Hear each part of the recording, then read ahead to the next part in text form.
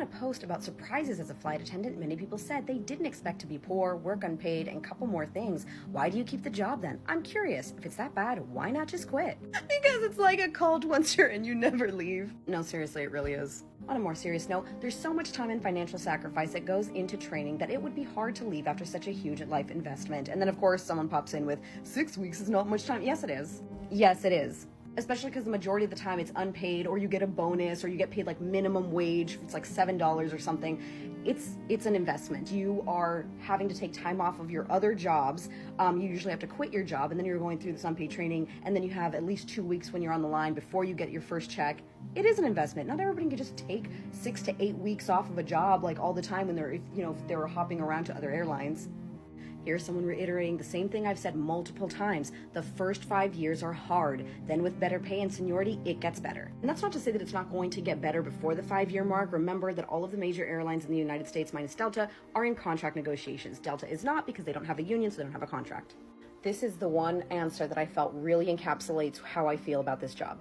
I would waste away in spirit at an office job. I love the schedule for the most part, and that I don't work with the same people all the time.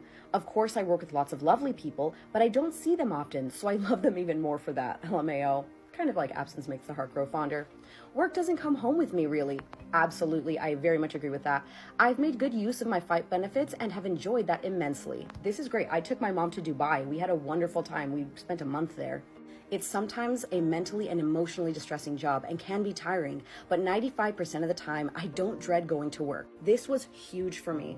I went from my last job, quite literally, crying on my way to work because I hated it so much. And I've never been one person to be that dramatic about things, but I'd be in my car dreading it, absolutely dreading it.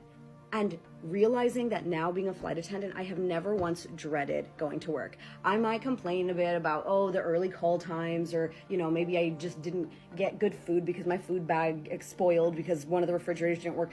But those are minor inconveniences when in the grand scheme of things, I have never once dreaded going to work.